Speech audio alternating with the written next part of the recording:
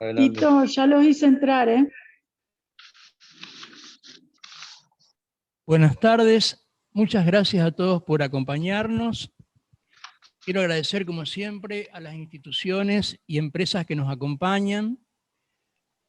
También recordarles que este evento, como todos los que hemos organizado, lo pueden ver en nuestro canal de YouTube, está grabado.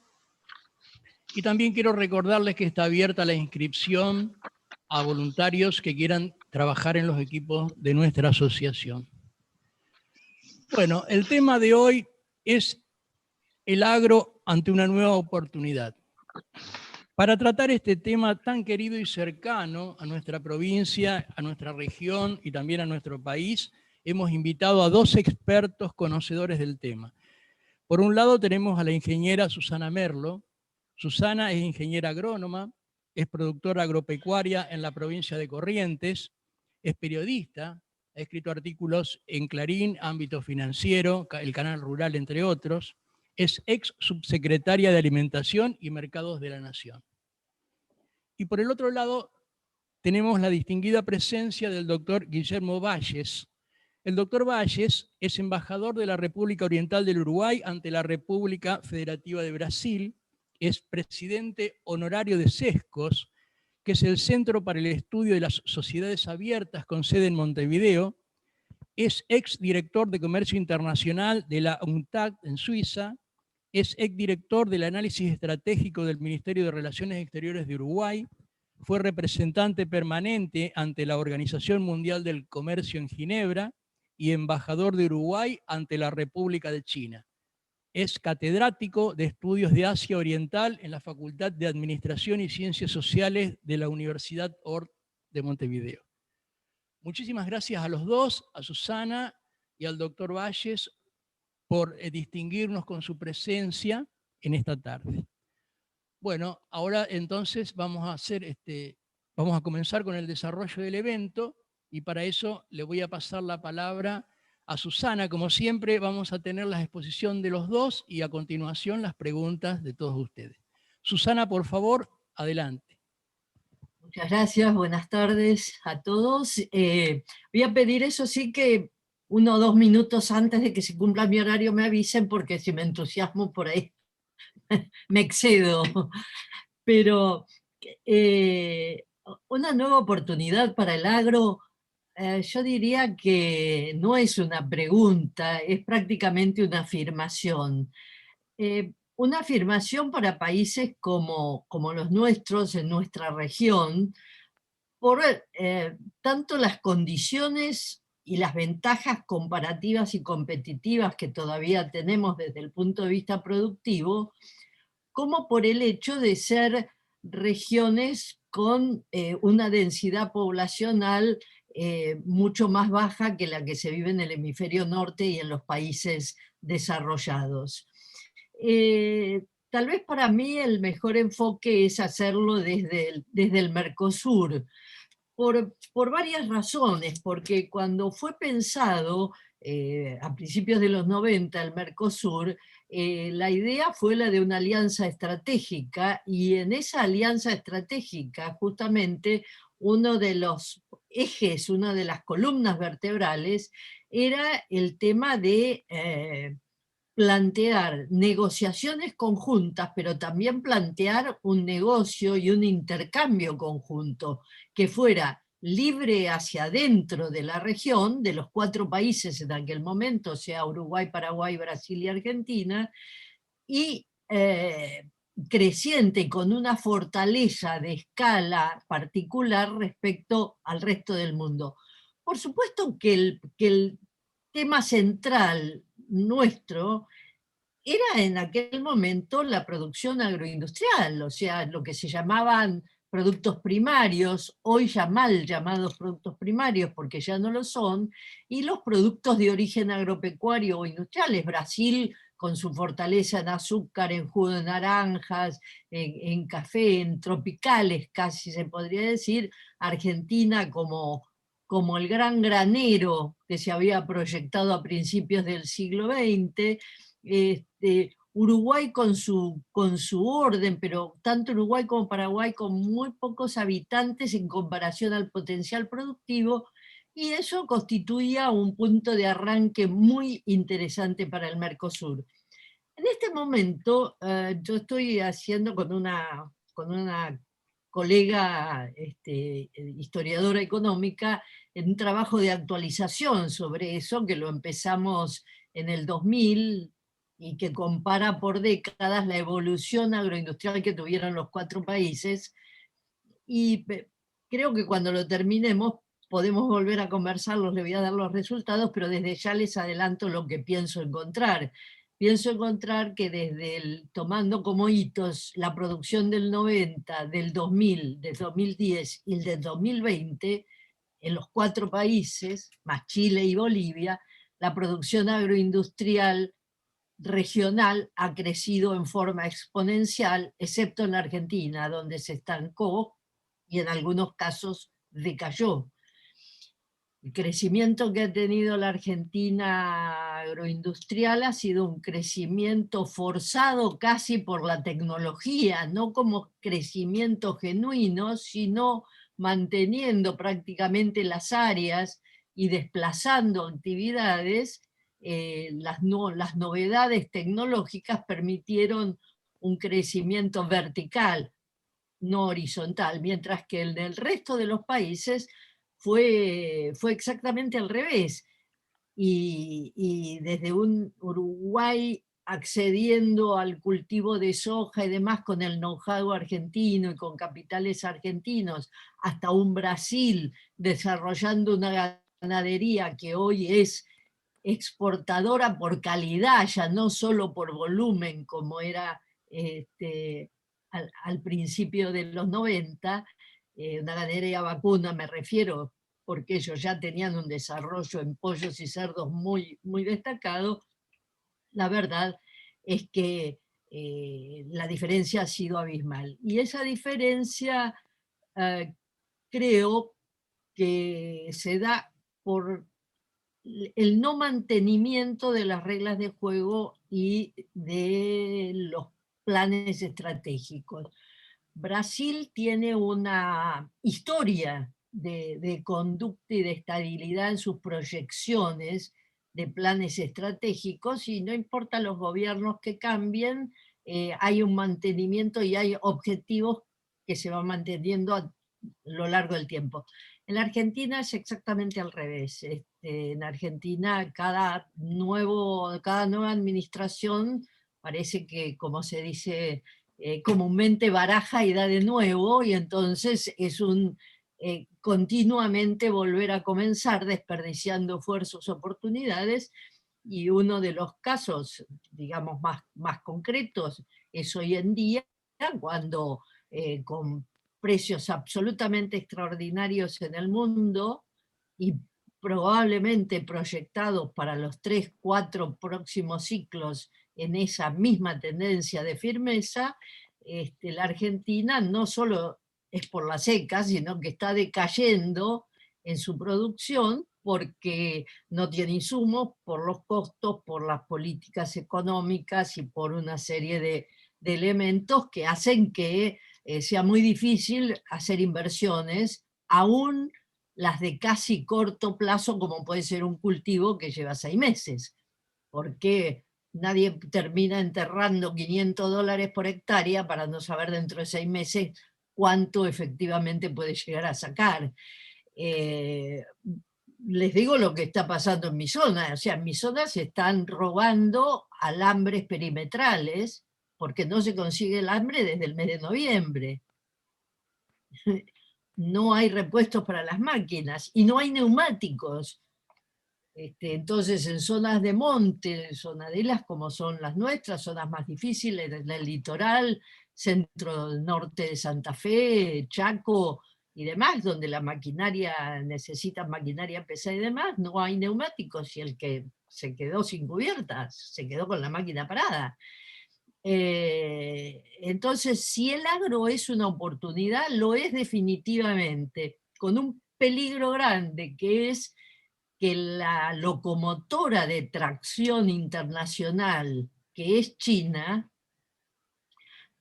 amenaza a convertirse en una gran aspiradora que hay que tener mucho cuidado como países y como región para tratar de mantener una diversificación de ofertas de destino para no caer en el monopolio de compra del gigante asiático que compra absolutamente todo lo que se le cruza. Si nosotros tuvimos este año una experiencia que fue la compra de 1 millón de toneladas en un día de China en Chicago, y el sorgo que hace años que no tiene precio y que se produce un poco para autoconsumo, pasó a valer casi como el maíz porque el mercado lo traccionó para arriba. Entonces, vamos a tener una demanda muy activa internacional. Los stocks internacionales son muy bajos. La capacidad de producción, aunque es alta, no alcanza para en un solo ciclo compensar esa demanda creciente. Pensemos que la pandemia, que dejó en claro una cosa: si hay algo esencial, se llama alimentos. Todo el mundo come, los ricos, los menos ricos y los más pobres, lo poco que tienen lo dedican a la alimentación, con lo cual es un insumo realmente estratégico el alimento, y con países como China y como la India, que son casi 1.200 millones de habitantes, también evidentemente el nivel de producción y la dinámica de la producción de alimentos es muy grande. Con un adicional, que es la transformación energética que está obligando, si bien hace años que se sabe y se buscan alternativas y se hacen desarrollos con energías mucho más limpias que la energía fósil, es recién en estos últimos ciclos cuando empieza a intensificarse la presión por el tema ambiental, y ya, por ejemplo, el mismo China ya ha dicho que para mediados, ahora para el 25, 26 por ahí, su planta de automotriz no va a ser más de energía fósil, va a ser de energía eléctrica.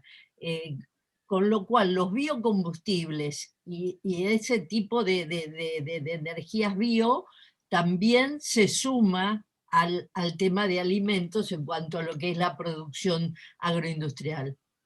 El potencial es inmenso, los requerimientos son inmensos, son muy pocos los países y las regiones en condiciones de afrontarlos.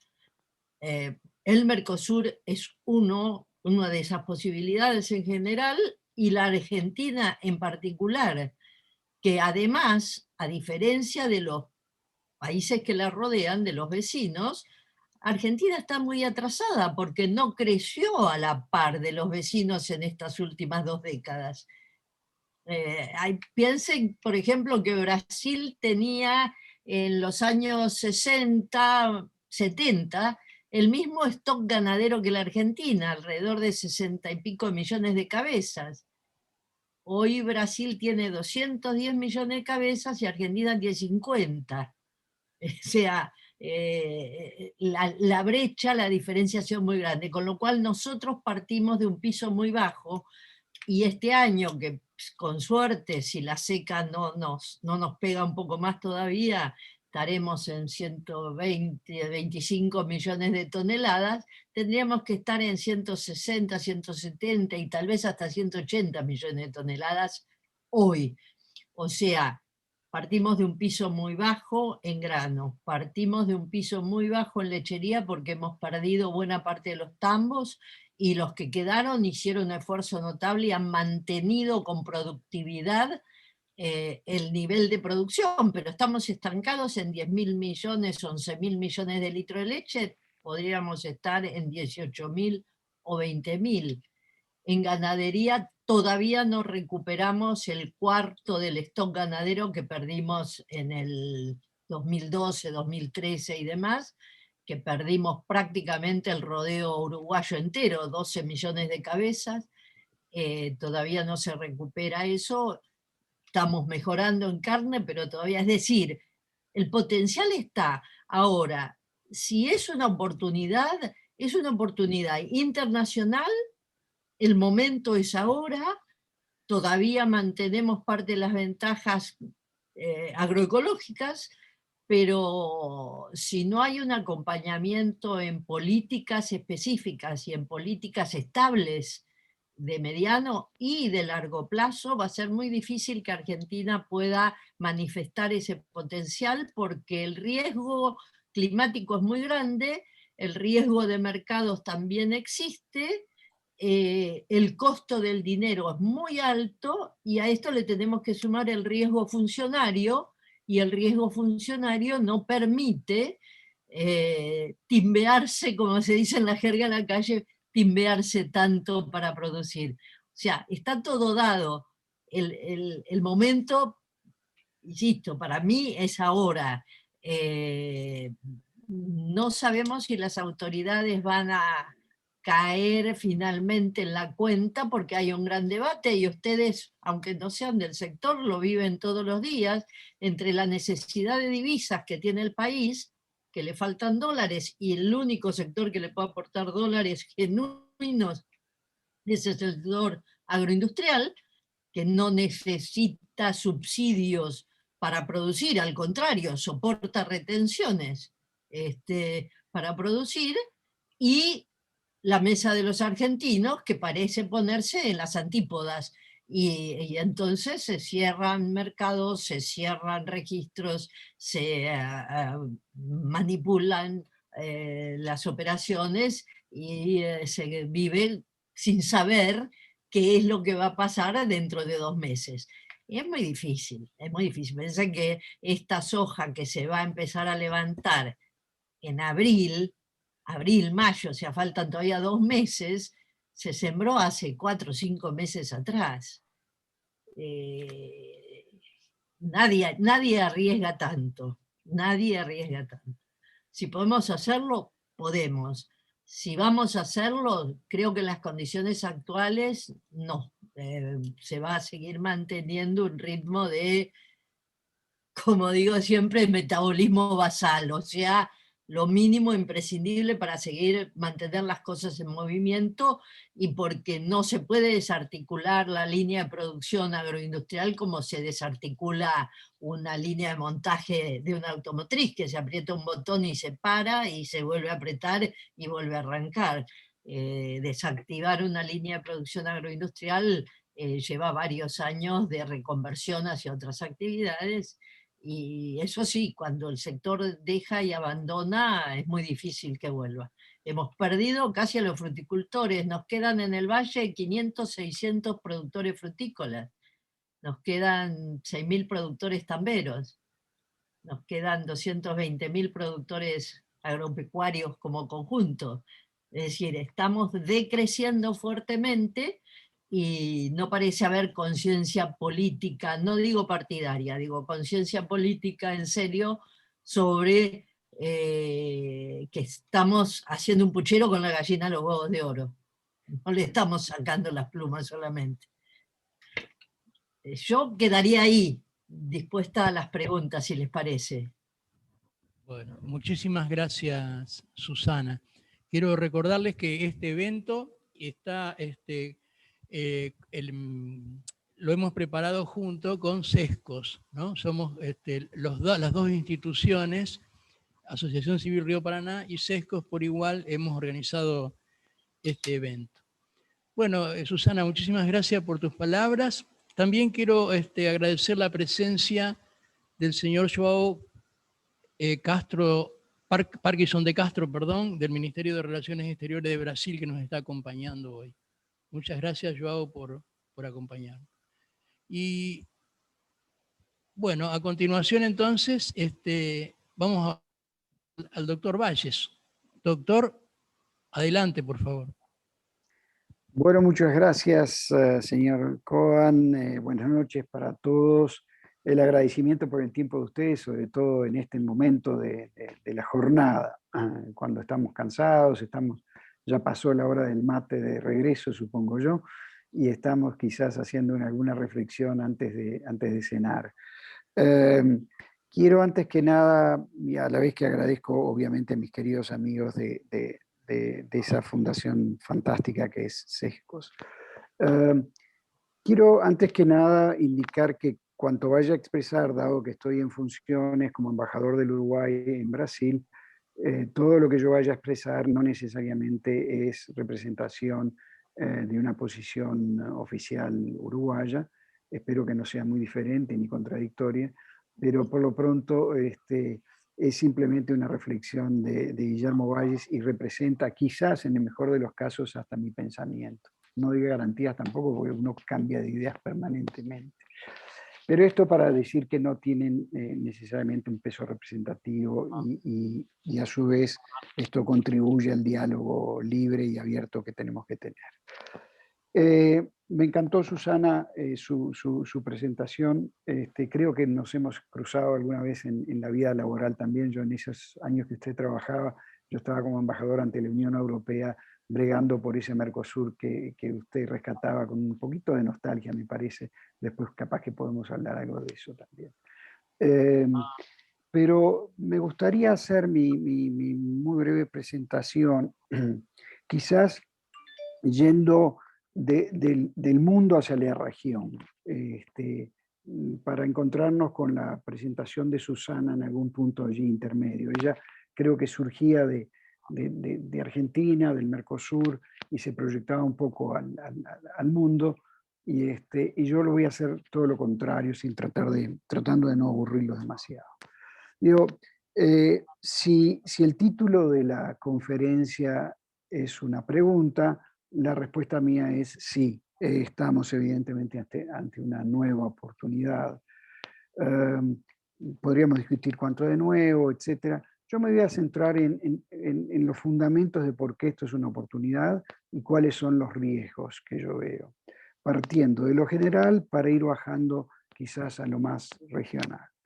Entonces, en el plano global, yo diría que si podemos hacer un momento un distanciamiento del tema de la pandemia, que era lo que teníamos antes de la pandemia. Entonces, ¿qué escenario teníamos? Y de alguna manera, ese escenario creo yo que sigue continuándose.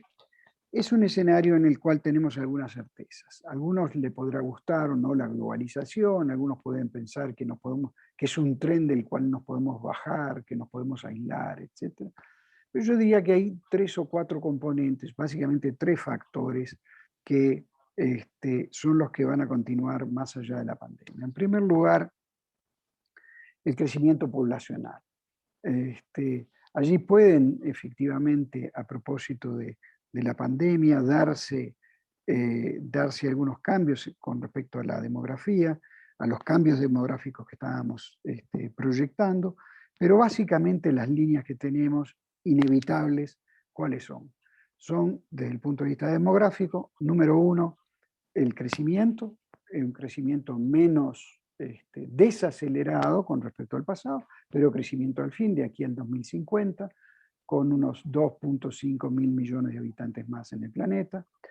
El segundo punto es un envejecimiento de la población y en particular en algunas sociedades y en algunos países.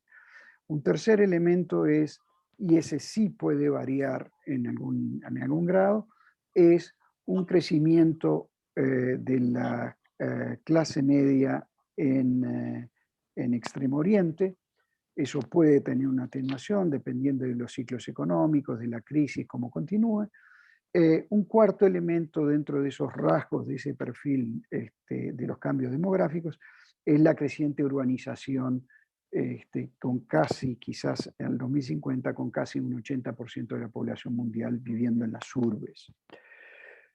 Todo eso tiene un componente muy importante para nosotros, en términos de, en primer lugar, de crecimiento de la demanda. ¿De la demanda de qué? De alimentos, de fibras y, como bien decía Susana, también de combustibles de base agrícola o bio. Eso entiendo yo esas grandes tendencias. Cuando hablaba Susana de las incertidumbres de corto plazo, en fin, hay ciertos parámetros que yo diría que son tendencias, megatendencias que van a mantenerse. Y esta es una de ellas, la demográfica, queramos o no. Un segundo elemento que yo diría que más debatido en cuanto a sus orígenes, a sus digamos, posibles proyecciones, pero también inevitable como una mega tendencia que va a afectar también la oferta y la demanda tanto de alimentos como de biocombustibles, como de fibras de origen vegetal, es el tema del cambio climático. Vayamos a un extremo de los que puedan llegar a creer todavía que esto no tiene un origen antropocéntrico, o pongámonos en el otro extremo, en los que piensan que sí es efecto de esta nueva fase o las fases sucesivas de desarrollo industrial que hemos tenido desde comienzos del siglo XVIII. Cualquiera sea la postura, lo que sabemos es que vamos a tener un cambio climático que va a estar afectando el consumo, la producción, las formas de consumo, las formas de transporte en el mundo. Dos grandes tendencias. La tercera gran tendencia, a mi juicio, tan inevitable como las anteriores, es, y quizás esto tiene aspectos más de convicción que de confirmación en la realidad, pero todo nos demuestra, si uno analiza la historia, no solo económica, como lo está haciendo Susana, sino la historia del desarrollo tecnológico, lo que vamos a ver en los próximos 30 años es seguramente una aceleración de la revolución tecnológica, una revolución tecnológica en distintas dimensiones, pero donde también hay un elemento, yo no me puedo extender en el poco tiempo que tenemos, hay un elemento de aceleración también, de aceleración por el tipo de cambio tecnológico que estamos teniendo y por las sinergias entre las diversas revoluciones tecnológicas en el campo de la información, de las tecnologías de la información y la comunicación, en el campo de las biotecnologías. En términos generales, lo que tenemos entonces es un desarrollo tecnológico que puede estar, digamos, que podría llegar a estar impactado en cuanto estén impactados los mercados y los ciclos económicos, pero no como desarrollo científico y tecnológico que lo vamos a tener en los próximos años. Y bienvenido sea, el ejemplo más concreto de esa aceleración es justamente la bendición de unas vacunas que, aunque tengan que todavía superar varios desafíos, nos demuestran de cómo se acortan los tiempos. Lo que las vacunas antes llevaba 10 años o más investigar, desarrollar y ejecutar y difundir, hoy lo estamos logrando casi dentro de un año. Es decir, es un ejemplo de esa aceleración tecnológica. Estos tres factores yo creo que van a estar impactando y son las razones para ciertas certezas. Primero, el primer gran desafío, tenemos que darle de comer, tenemos que producir un 50% más de alimentos, 50% más de fibras, 50% más de bioenergías en los próximos 20 años. Y tenemos un crecimiento muy importante de la población. Esos desafíos la humanidad los ha conocido, inclusive semejantes desafíos en un breve tiempo, y fueron respondidos, en el caso de la producción de alimentos, por la Revolución Verde. Ahora, ¿cuál es la gran diferencia que nosotros tenemos ahora? Es que tenemos que producir todo eso mismo con menos uso de los recursos naturales, o con una forma de utilización de los recursos naturales mucho más intensiva en tecnología y menos extensiva. Es decir, esto va a significar que la frontera agrícola, desde el punto de vista de las tierras explotadas, va a crecer, va a seguir creciendo y tenemos, vaya si tenemos horizonte, para hacerlo aún en forma sostenible, pero en función del cambio climático, en función de otros aspectos que ahora vamos a mencionar, vamos a tener que ese aumento de la producción de alimentos, de fibras y de combustibles, vamos a tener que hacerlo en forma mucho más sostenible que en el pasado. Bien, hasta ahí las certezas que tenemos. El contexto, para ir abreviando, el contexto en que nos encontramos para enfrentar todos estos desafíos desde el punto de vista global, yo encuentro que tiene un desafío mayor por lo siguiente. En primer lugar, porque las estructuras institucionales que tenemos hoy en día están particularmente fragmentadas. Y me refiero al comercio internacional. Las normas, las grandes normas, por imperfectas que fueren, las normas de comercio y de inversión, tanto a nivel global como a nivel regional, encontramos un fuerte enflaquecimiento institucional, una fuerte erosión institucional. Y esto va de la mano de otra de las grandes incertidumbres que tenemos, es el gran cambio geopolítico que se está dando.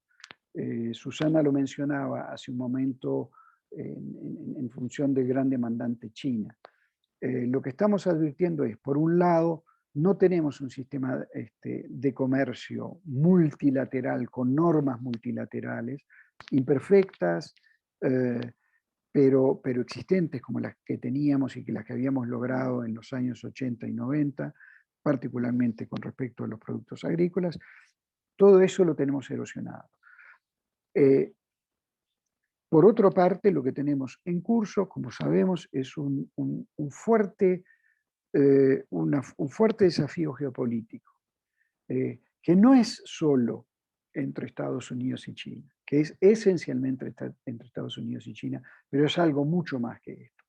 El eje del desarrollo económico, el eje del crecimiento, inclusive poblacional, como todos sabemos, ha cambiado en muy corto tiempo de ser un eje europeo, atlántico, a un eje en el Extremo Oriente. Ya no es solo China, sino que es China, Corea, Japón. El eje económico del mundo, de alguna manera, se ha trasladado en muy corto tiempo a Extremo Oriente. ¿Cuál es el desafío adicional que tenemos? Comparándolo con el pasado, uno podría decir, bueno, Guillermo, sí, pero también estos enfrentamientos, estos desafíos institucionales, ya los vimos en los años 70 y 80, con la aparición en particular y el desafío al liderazgo tecnológico por parte de Japón, por ejemplo, frente a los Estados Unidos. Vimos cuáles fueron las reacciones. Sí, pero advierto una cosa muy importante.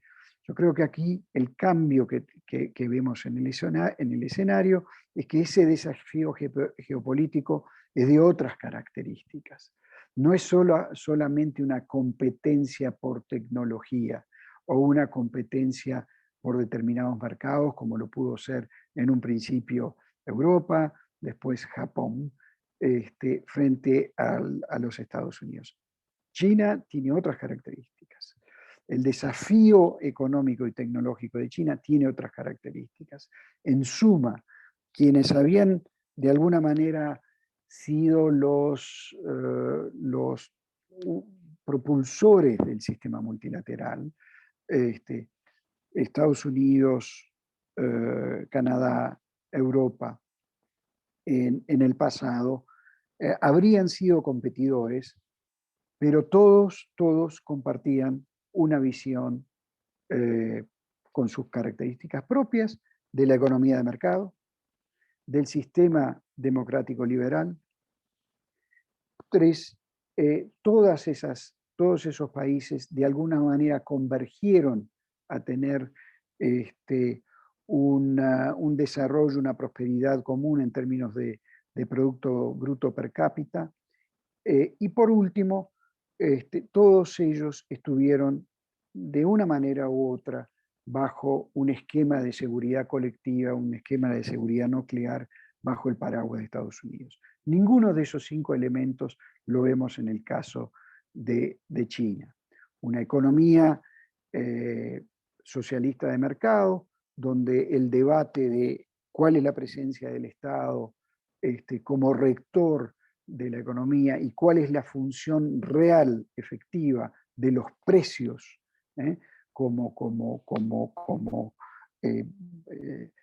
diría yo, como bisagra final de la economía. Todavía es una materia discutida, cuánto de economía, y cuánto de mercado y cuánto de Estado persiste allí.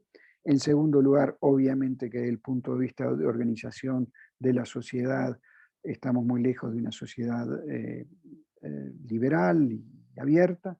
En tercer lugar, ciertamente estamos frente a una entidad política desafiante también desde el punto de vista militar. Entonces, todas estas consideraciones creo que hay que tenerlas presentes, porque van a estar presentes como disrupción, sobre todo si no tenemos un complejo institucional fuerte, armado, multilateral, vamos a estar sufriendo eso. Pongo un ejemplo para que se entienda bien claramente, y voy cerrando con esto mi intervención. A causa de la erosión, particularmente de las normas de la Organización Mundial del Comercio, ¿cómo se da esa confrontación de Estados Unidos con China? Bueno, se da a través de una relación de fuerzas, no de la existencia de normas que regulen esa competencia. ¿Y qué es lo que tenemos? Bueno, todavía tenemos que ver cómo se planta de alguna manera la nueva administración demócrata en los Estados Unidos. Pero yo advierto que en cuanto a los temas comerciales y su posicionamiento con China, no habrá de cambiar mucho. ¿Y qué es lo que tenemos heredado? Vinculado directamente al agro. ¿Qué es lo que tenemos? ¿Qué es lo que hereda la administración Biden de la administración Trump? Bueno, un acuerdo entre China y los Estados Unidos, un acuerdo a los cuales se llegó, que es un acuerdo directamente de administración de comercio. Es decir, no es un acuerdo, digamos, en función de las normas de libre mercado y la libre competencia. Estados Unidos le exigió y a China accedió y firmó, y ese acuerdo fue seguido, fue monitoreado, y quiero ver cómo se continúa, donde Estados Unidos le plantea básicamente a China, entre otras cosas, aparte del marco de cómo regular la transferencia de tecnologías, etc. Número 1, la compra, indicando volúmenes precisos por año de productos agrícolas que deberá aumentarse sobre un año base del 2017-2018. Es decir, China se compromete y Estados Unidos le exige un crecimiento de las exportaciones de granos, de carne, de productos lácteos, etcétera, bien especificados. Anexo 6 del acuerdo China-Estados Unidos. Yo voy cerrando aquí, pero ¿qué es lo que quiero marcar? Que vamos a entrar en un mundo que efectivamente va a demandar más alimentos, que hay razones poderosas para que estos se transformen casi en fuerzas estructurales en los próximos 20 o 30 años.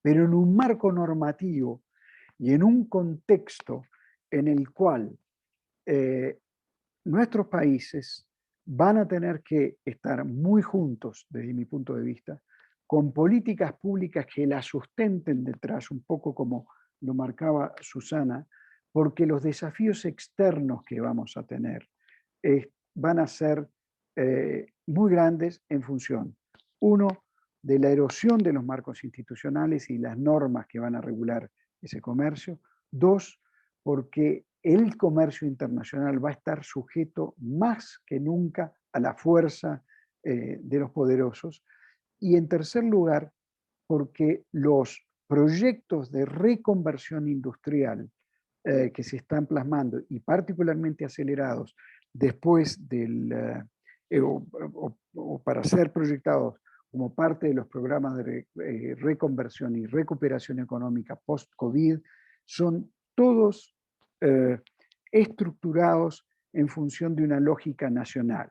El New Green Deal de Europa, el Green Deal de Biden, son todos concepciones absolutamente sobre una base nacional.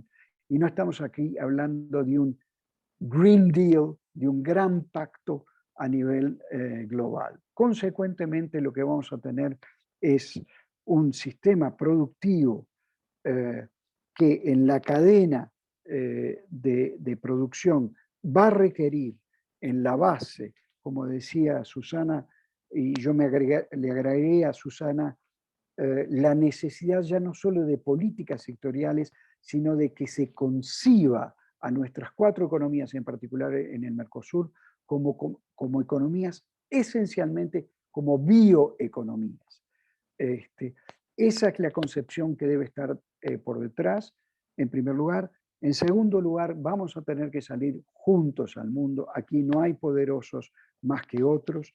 Nosotros tenemos que entablar un diálogo estratégico, no solo con China, ciertamente con Japón, con Corea, con los países del Golfo, con los países del Magreb, que son los importadores netos de alimentos, y que en todos ellos ustedes podrán percibir también el reflejo de un escenario de tensión geopolítica. Ya no solo con Estados Unidos, sino también que esa tensión geopolítica abarca a nuestros principales y futuros consumidores, importadores netos de alimentos, que son esos que yo mencioné. Voy cerrando por acá porque he robado demasiado tiempo y estoy abierto ciertamente al diálogo y a las preguntas. Muchas gracias. Bueno, muchísimas gracias, doctor. No sé si pasamos directamente a las...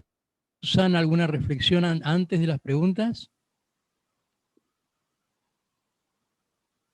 Perdón, no, adhiero totalmente a la postura de Guillermo. Es un tema apasionante, hay mucho para explayarse, porque es cierto que la tecnología es exponencial, pero también las necesidades. Alguien en el chat comentaba si hay vocación política en los organismos internacionales para apuntar a esto. Mi experiencia, que no es la de Guillermo, es mucho menor, en las negociaciones internacionales a lo largo de los últimos 30 años, me indican que solo hay acuerdos cuando no queda más remedio. No hay acuerdos por voluntad de que es lo mejor, de que estamos en la línea de lo que se debe hacer. No, cuando ya no queda más remedio. O si no, Estados Unidos hubiera firmado Kioto y estaríamos cumpliendo la transformación industrial hace años. No pasó. ¿Cuál es la ventaja de nuestra región? Que lo dijo muy bien Guillermo, somos bioeconomías y la tecnología exponencial trae más respuestas que problemas, a pesar de lo que muchos creen. Y hoy comemos mucho más sano y tenemos muchos mejores medicamentos y tenemos la labranza cero, por decir algo, y tenemos máquinas inteligentes que ponen el herbicida justo la gotita donde hace falta para no contaminar de más, y tenemos el riego por goteo para no gastar una gota de agua más. Entonces, yo soy optimista en el marco. No soy tan optimista en nuestro corto plazo argentino, pero no voy a comprometerlo a Guillermo con esta postura. No. Vamos a las preguntas, si quieren, para que la gente Gracias. pueda participar. Bueno, acá hay una pregunta, a lo mejor Susana es más indicada para vos. Es de Martín Benítez, de Paraná, de acá de la zona, y dice: ¿por qué el campo sigue apostando a producir en un país donde se lo desprecia y el país sigue en esta línea de decadencia? Creo que la respuesta sería más interesante para un sociólogo que para mí, pero creo que es forma parte de varias cosas. Primero, de la cultura argentina. Segundo, de un estilo de vida. Saliendo de la city, de la capital, de las 20 manzanas más densamente pobladas del país, cuando armaba Canal Rural, una vez no teníamos ningún recurso y teníamos un contestador, ni siquiera en esa época, estamos hablando del principio de los 90, teníamos tanta tecnología para los mensajes, y un señor del norte, del NOA, llamó y dejó el mensaje, y yo casi lloré cuando lo escuché porque decía: gracias por ayudarme a educar a mi hijo. Y creo que forma parte de eso.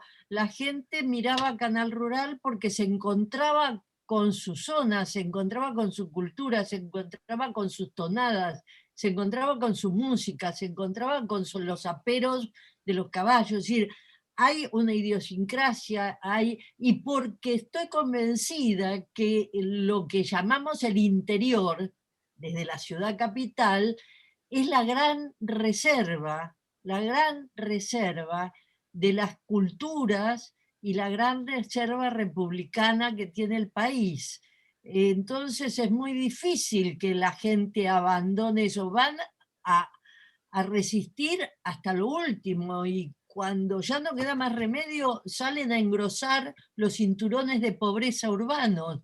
Pero eso es lo que debiéramos revertir en todos nuestros países con una postura inteligente, y no lo terminamos de hacer ninguno de los cuatro, pero el que menos lo hace es la Argentina, que es la que tiene los mayores centros de concentración. Entonces yo creo que siguen porque es una forma de vida, siguen como yo voy a seguir siendo argentina, aunque me vaya a vivir no sé, a Suiza o a Japón. En nuestro caso así, y a mí no me cabe ninguna duda que los gaullos brasileños y la gente del interior uruguaya, yo soy correntina, con lo cual para mí Paraguay y Corrientes es más o menos la misma cosa. O sea, yo me siento en mi zona en Paraguay, tampoco lo dejarían. La gente quiere vivir en su lugar y querría volver a su lugar si tuviéramos las políticas de desarrollo adecuadas para lograrlo. Debiéramos poder lograrlo. Muchas gracias, Susana. Acá hay una pregunta también en el chat para el doctor Valles, es de Pedro Isern, y dice así: estimado embajador Valles, excelente presentación. Le pregunto, ¿tiene el nuevo liderazgo de la OMC capacidad y voluntad para impulsar algún tipo de liberalización agrícola? ¿Puede la pospandemia generar un escenario para la llegada de una nueva era de la innovación en el sector agrícola? Primero que nada, la Organización Mundial de Comercio, como cualquier organización internacional, y más la OMC que otras, yo diría que no es más que expresión de la voluntad de los países. Es decir, la organización por sí misma, yo creo que tiene una muy buena líder, ahora una ex ministra de Finanzas de Nigeria, una mujer comprobadamente capaz en el manejo por lo pronto a nivel nacional, una buena economista, buenas ideas. El punto es, primero que nada, la vocación de los países por encontrar en el multilateralismo una herramienta útil en definitiva, para su desarrollo, inclusive los países más avanzados. Es decir, creemos en que las normas multilaterales son las que nos van a ayudar, o se ve como, en cambio, se ve como una limitación a las mismas. Esta es la gran pregunta para Estados Unidos y China en particular. Entonces, ¿es ahí donde se va a resolver, o se va a pretender volver a un escenario pre-1945, donde en definitiva, eran relaciones de poder las que regulaban las relaciones de poder siempre estuvieron presentes, pero de alguna manera las normas multilaterales a partir de 1945 en adelante, insisto, por imperfectas que fueran, contribuían a ese comercio internacional. No en vano pasamos de un 10-12% de que el comercio internacional representara las exportaciones, perdón, representaron un 10-12% al final de la Segunda Guerra Mundial del Producto Bruto a un 26% o más hoy en día. Eso se hizo en función de que existe reglas. Sin reglas no hay comercio, no hay inversiones. Entonces, ahora, si esas reglas son impuestas, si son pactos bilaterales como teníamos hasta 1945, bueno, van a ser lo que van a primar son relaciones de poder. Si son normas multilaterales, cada vez más profundas, mejor articuladas, que es lo que tenemos que buscar todos, yo creo que hasta que no haya una convicción también de parte de todos los países que solo a través del multilateralismo es que sus propios intereses nacionales, puramente nacionales, pueden verse garantizados, vamos a estar perdiendo un poco el tiempo. Ahora, si se me permite 2 minutos para robar algo, porque me encantó, me veo totalmente identificado, Susana, con lo que usted decía, con respecto a la Argentina, en fin. Ahí me pregunto, Susana, y esto es para abrir el diálogo, si me lo permite Alberto, también con Susana y para hacerlo más activo esto, dado que ella viene también del periodismo, yo reflexionaba mucho estos días y sobre todo desde que he estado con el gran honor de representar a mi país aquí en Brasil, y al conocer más profundamente y más directamente la revolución de la agricultura digital en Brasil, de lo que ha representado esa brutal revolución verde, absolutamente respetuosa, y esto estoy dispuesto a decirlo en cualquier plataforma, absolutamente respetuosa del medio ambiente que ha habido en Brasil, la incorporación de tecnología, la agroindustria que hay aquí, y la conciencia brasileña creciente que hay de esa potencia, muy mal defendida desde el punto de vista comunicacional, ¿no?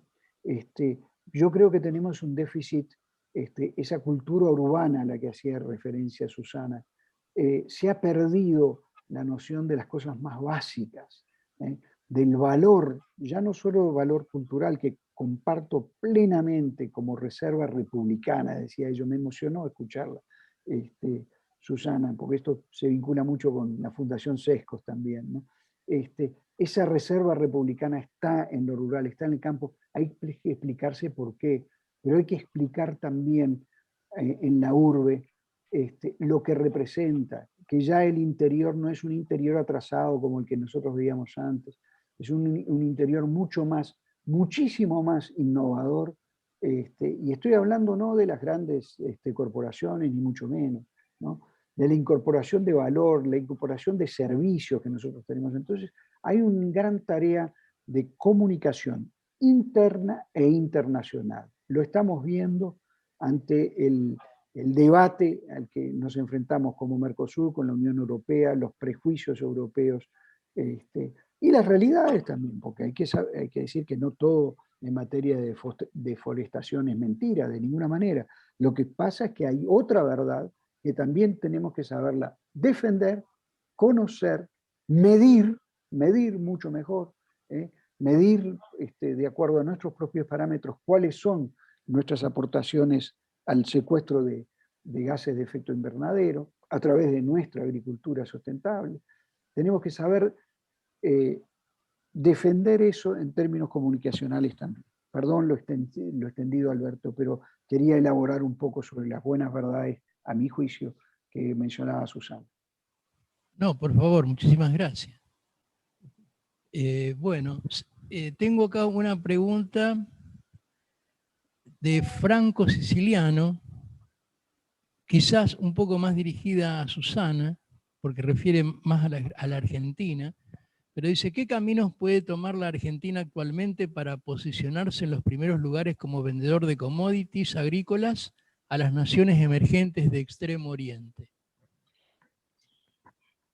A mí me parece que Argentina necesita con urgencia un análisis y un plan estratégico nacional donde confluyan por lo menos los principales partidos y donde haya una responsabilidad muy clara, sobre todo del poder legislativo, que para mí es el verdadero poder, porque en definitiva el Ejecutivo, como dice su nombre, tiene que ejecutar lo que el Legislativo legisla. Lo que pasa es que nuestro Legislativo no legisla.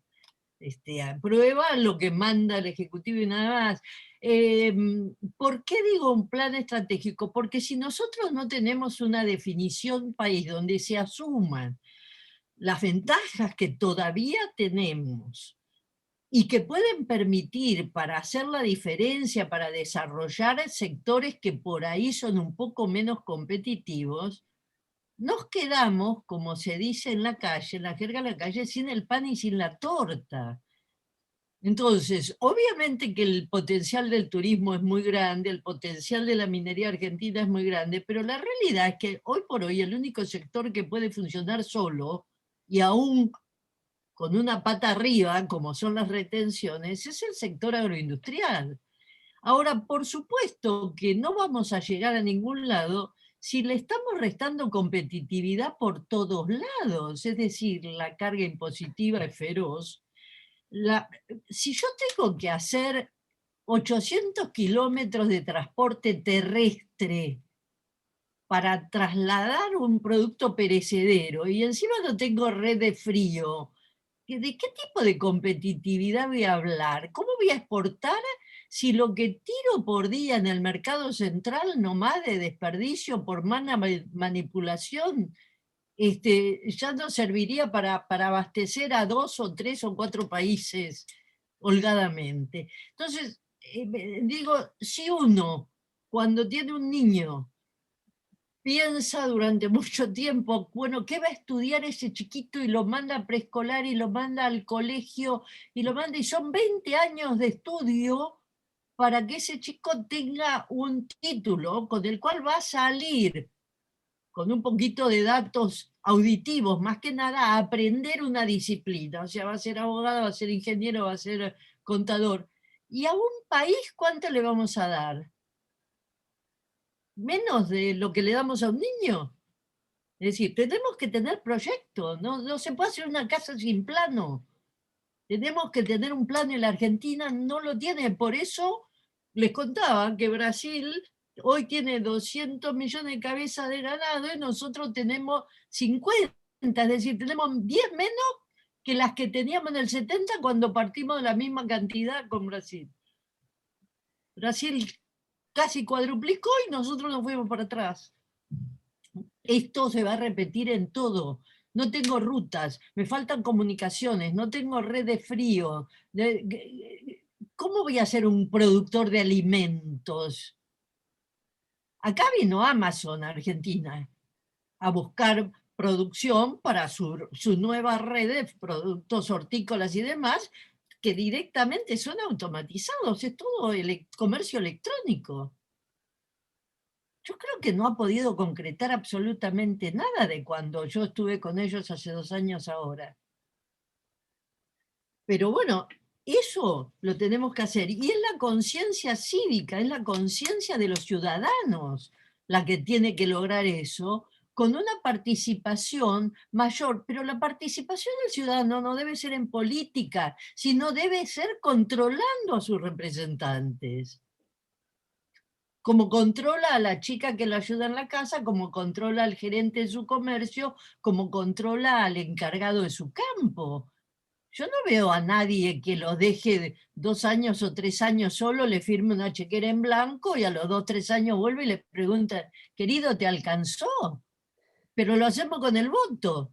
Es decir, hacemos eso con el voto, se lo damos y a los 4 años volvemos a ver si quieren más.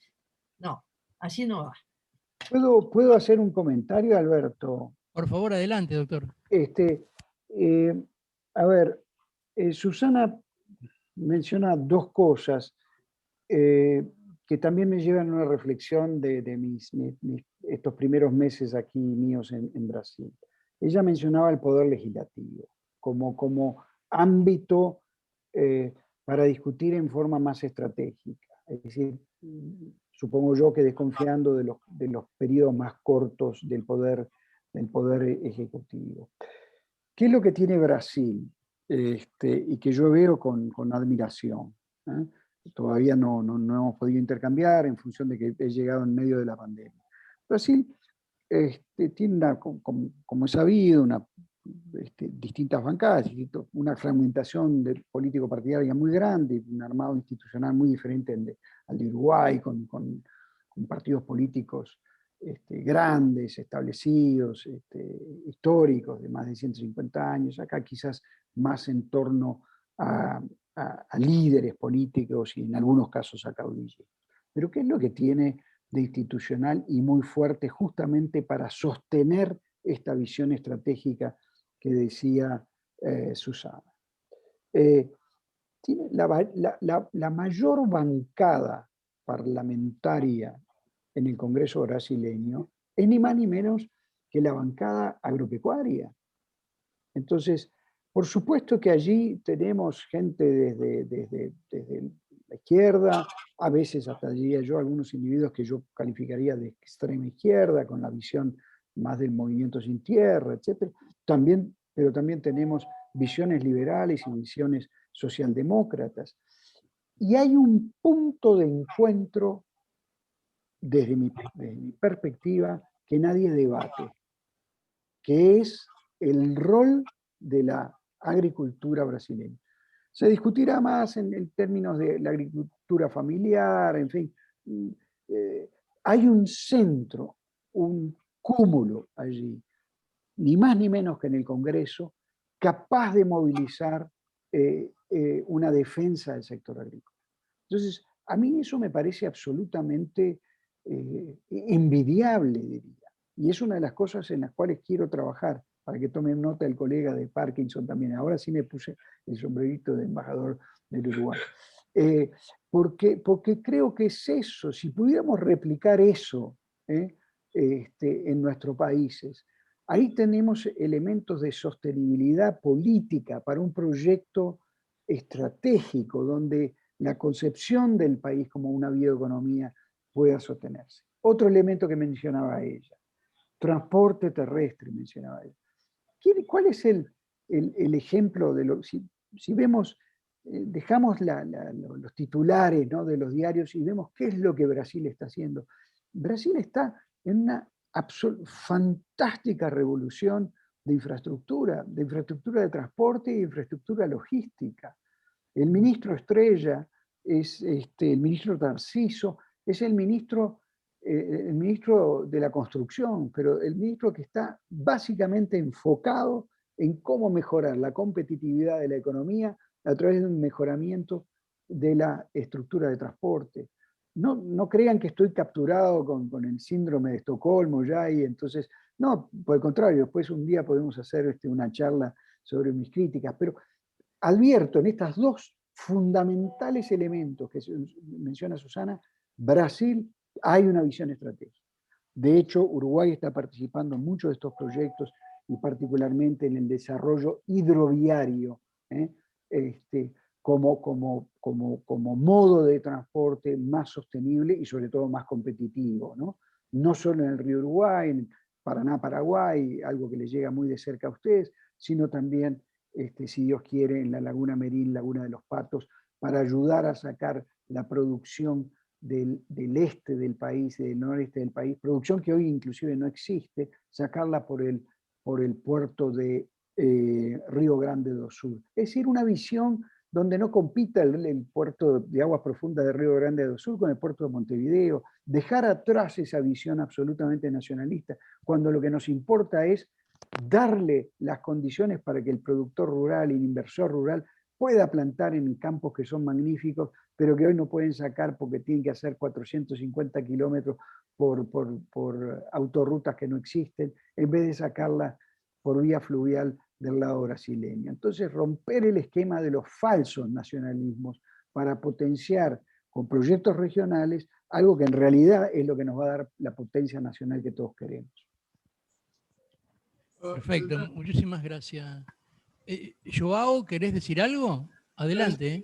Si me permitís, solamente para acompañar a lo que acaba de decir el embajador Valesi y así también reaccionar a los comentarios de Susana. El primer punto que me parece importante es el tema efectivamente del transporte, porque no hay menor duda que para que tengas una agricultura bien desarrollada, que se exporte en bases competitivas los productos agropecuarios, el sistema de transporte es esencial. Ahora, imagínense la situación de Argentina, es algo que me preocupa, porque la producción de granos está a 180 millones de toneladas, que acaba de decir Susana. Bueno, la producción de soya, únicamente de soya de Brasil, es 100 millones de toneladas. La producción total de granos de Brasil es 1.1 mil millones de toneladas, ¿no? Ahora, imagínense esa producción siendo transportada para Argentina. Tendríamos el mayor cuello de botella en Buenos Aires del mundo, imagínense. Entonces, no es posible expandir la producción agrícola sin un sistema de transporte multimodal diversificado. Entonces, eso significa, en mi manera de ver, Susana, un cambio político muy importante también, porque significa decir a aquellos grupos que defienden la gran región metropolitana de Buenos Aires, que, bueno, ellos van a tener que compartir la torta. Y ahora, es exactamente eso lo que pasó en Brasil. Teníamos a 20 años atrás el monopolio de Santos. Hoy en día, Santos está cada vez siendo menos importante, lo que las grandes inversiones portuarias en Brasil se fueron para el norte. Todo el arco norte, Guillermo, ahí va a conocer bien, después les puedo enseñar eso. La producción está saliendo de granos, de soya y de maíz, sale por el norte, empezando en volúmenes cada vez mayores. ¿Y cómo se llega a esos puertos? En el pasado de camión, pero cada vez más por ferrocarril, ¿no? Y esa es la gran revolución que viene ahora en Brasil en los próximos 2 años, y espero que el Parlamento autorice el sistema de autorización, no la concesión, de la autorización, ¿no? Bueno, ahí el sistema ferroviario brasileño se va a expandir a un ritmo espectacular, ¿no? Lo que hay de inversiones planeadas, buenos proyectos, inversionistas nacionales, extranjeros interesados, hay un montón, pero falta únicamente, nadie más quiere concesiones, la gente quiere simplemente asumir el riesgo y hacer la inversión. ¿Cómo se hizo en los sistemas portuarios? Tenemos puertos hoy 100% privados. En cuanto eran públicos, eran cuello botella. Hoy ya no, ¿no? Entonces, eso es importante y es necesario que Argentina acompañe, ¿no?, esos movimientos, ¿no? Otro tema que ahí me dirijo ahora más a los comentarios de Guillermo, que es algo que también me preocupa y que efectivamente tiene que ver con muchas cosas que fueron dichas acá. Una cosa es la expansión del comercio hacia China y la pérdida de importancia de la región. En el caso, por ejemplo, de América del Sur, América del Sur como un todo representaba para las exportaciones de Brasil 14.5% hace unos años atrás. Hoy nos llega a 10%. Y si consideramos, según los últimos datos de CEPAL, por ejemplo, la importancia para nosotros del comercio intra-Mercosur, bajó para 9%, ¿no? Llegó a ser 14%, 11%, está 9%. Bueno, ahí tiene algo bueno y algo malo. Uno va a decir, sí, pero creció el comercio con China, aumentamos las exportaciones. Bueno, sí, pero lo que pasó también con la región fue un proceso de desindustrialización muy fuerte.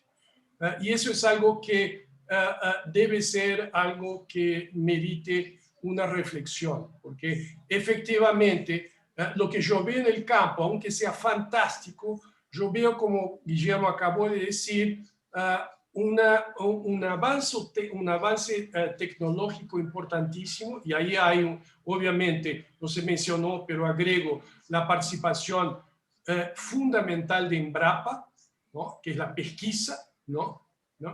Lo que no se ve en la industria. La Embrapi, que sería la correspondiente para la industria, todavía está en una edad de niñez, digamos, ¿no? sin ningún impacto, sin ninguna importancia. Otra cosa también interesante es que es la digitalización avanzó extremadamente en el campo, la mecanización avanzó, y lo que pasó con esos agricultores que trabajaban ahí, se desplazaron para las ciudades. Ahí vimos entonces un hinchazo del sector de servicios y sobre todo el sector, la informalidad. Eso es algo que también nos debe preocupar, porque tuvimos aumento de la producción agrícola, pero una caída del empleo por hectárea, ¿no? Y el hinchazo del sector de servicio, una caída fuerte del sector manufacturero y la informalidad en función de los cambios cíclicos de la economía. Entonces, ahí tenemos una dependencia de China que crece y efectivamente nos ahoga, yo diría, ahoga el productor manufacturero, ¿no? Particular el productor urbano, ¿no? Que es muy bienvenida por la agricultura, que se articula muy bien, como bien dijo Guillermo, en el Parlamento, y no vemos la misma fuerza por la Fiesp, la CNI, no tiene la misma fuerza, ¿no? Y ahora, ahí traigo un otro elemento que es importante, que es si avanza la digitalización, sea en el campo, sea en la ciudad, lo que vemos es una brecha digital muy fuerte. Y eso quedó patente, evidente ahora durante la pandemia, con chicos que querían estudiar, pero no tenían acceso a una buena internet, no tenían condiciones de seguir una clase digital, ¿no? Y mantenerse, digamos, al tanto de la base de las clases. Entonces, hay problemas, sí, que deberíamos enfocar, y yo estoy plenamente de acuerdo con Guillermo, ahí termino mis comentarios. Una salida es salir juntos, porque efectivamente, si aumentamos el comercio intrarregional, estamos generando un nuevo flujo de comercio y un nuevo flujo de inversión. Si aumentamos el turismo, estamos mejorando el empleo en el sector de servicios, ¿no? Que sufrió tremendamente durante la pandemia. Y si mejoramos la infraestructura y sobre todo la logística, porque es importante, infelizmente nuestros políticos piensan infraestructura desde el punto de vista electoral. Vamos a inaugurar una obra, pero no se dan cuenta de la importancia que es la logística para la competitividad de la economía y de las exportaciones. Entonces, perdón, Joao. ¿sí? No, disculpame, cumpliendo la hora, si podés ir redondeando el tema. Terminé ahí. Lo importante es simplemente incentivar corredores logísticos, un comercio intrarregional. Ahí vamos a asegurar competitividad a las exportaciones nuestras y generar empleo de calidad. Muchísimas gracias, Joao. Muchísimas gracias, muy amable. Discúlpenme, tengo preguntas, pero ya estamos un poquito pasado de la hora, así que les voy a pedir una reflexión a modo de despedida a Susana y al doctor Valles. ¿Puede ser eso?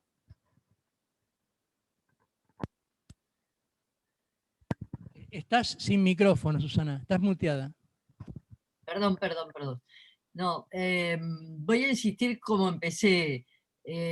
Yo pienso desde la región, es decir, Para mí es absolutamente imprescindible que el Mercosur retome su trabajo y su integración, porque es un problema de eficiencia además. Hay una decisión política, como fue la decisión política de armarlo a principios de los 90. Yo entiendo que para nuestros países, y coincido con Joao en el sentido que tenemos que ocuparnos de la región. Cuando hablé del peligro chino, del peligro amarillo, o sea, todos queremos vender y nos viene muy bien que nos compren, pero es decir, el monopolio de compra es tan peligroso y riesgoso como el monopolio de venta, y nosotros tenemos en toda la región latinoamericana y desde el Mercosur para la región un desafío muy grande. Ahora, mientras Brasil está pensando en forma estratégica y Uruguay lo está acompañando, y Paraguay hizo tal vez el mayor aprovechamiento del Mercosur porque se desarrolló hasta políticamente, internamente, en estos años de Mercosur, la Argentina no lo ha hecho y ha retrocedido. Y creo que así como al principio Argentina fue uno de los que lideró para poner el Mercosur en marcha, tal vez ahora está requiriendo de un poquito de presión de parte de los socios para retomar esa senda de crecimiento, y dentro de esa el sector agroindustrial va a ser sin duda una de las locomotoras. Muchas gracias, Susana. Doctor Valles, su reflexión, por favor. Gracias. Bueno, la primera es que nos falta tiempo. Y que esto ha sido hermoso y creo que fermentable. Da para pensar si no lo tenemos que continuar de alguna manera. Dos, es que tenemos clara, todos coincidimos en que existen oportunidades, oportunidades en el sector externo y desafíos, digamos, en el sector interno. Tanto a nivel nacional como a nivel, sobre todo, regional. Yo creo, en particular, yo creo que tenemos que pensar en una suerte de Mercosur agroexportador, un poquito fuera de los circuitos y no poluidos por otras cosas del Mercosur. El Mercosur tiene una agenda muy vasta, muy compleja, en fin. Yo apoyo mucho lo que dice mi presidente, tenemos que sincerar el Mercosur. Estas son las cosas que son realmente el Mercosur, ¿no? Y hablar de proyectos regionales también en materia de infraestructura de transporte, sobre todo, como decía Joao, de la logística, ¿no? La logística que va a traer competitividad, pensarlos en términos regionales también. Y la empresa privada tiene un rol importantísimo en eso, importantísimo. Pero tiene que ser habilitado. Tenemos que generar nuevos consensos también entre los yo diría que entre los legislativos, tratar de sacarlos del periodo electoral, y esas cosas las tenemos que hacer juntas. Yo estoy soñando con que la bancada agropecuaria, digamos, pueda ayudarnos a la bancada agropecuaria en Uruguay, en Paraguay, en Argentina, para ayudar a eso que está planteando Susana, esos grandes consensos que nos tenemos que dar, ¿no? Y desafíos tenemos muchísimos, por supuesto, pero está en nuestras manos. Está en nuestras manos. Hay una agricultura cada vez más digital, que no debe ser una agricultura que margine, como decía Joao. Tenemos un tema que no se tocó, es el de la educación para esa agricultura y para la superación del gap tecnológico. En fin, nos quedan infinitos temas para debatir. Yo creo que ha sido excelente. Estas son las pequeñas semillas que a mí me gusta, junto con ustedes, plantar en términos de reflexión a la hora del mate o quizás de la cena, como es esto, y solo lamento que no nos dé todo el tiempo, pero quizás podamos continuarlo. Ha sido para mí un enorme gusto, un enorme gusto. Bueno, muchísimas gracias a todos. Ojalá podamos de alguna manera poder continuar y encontrar algún fruto de esta semilla, como usted dijo, doctor. Muchísimas gracias, Susana. Muchísimas gracias, doctor Valles. Gracias, muchas gracias, Joao, por tu aporte. Muchísimas gracias a todos, por supuesto. Muchas gracias al coorganizador Sescos, a Pedro Isen, que está acá presente. Bueno, muchas gracias a todos y nos estamos viendo en el próximo encuentro. Y buenas noches. Gracias, buenas noches. Encantada, Guillermo. Y la seguimos, por otra línea. Cuando quieras. Hasta bien. Gracias. Gracias. Gracias, Pedro, por todo. Esto recién empieza.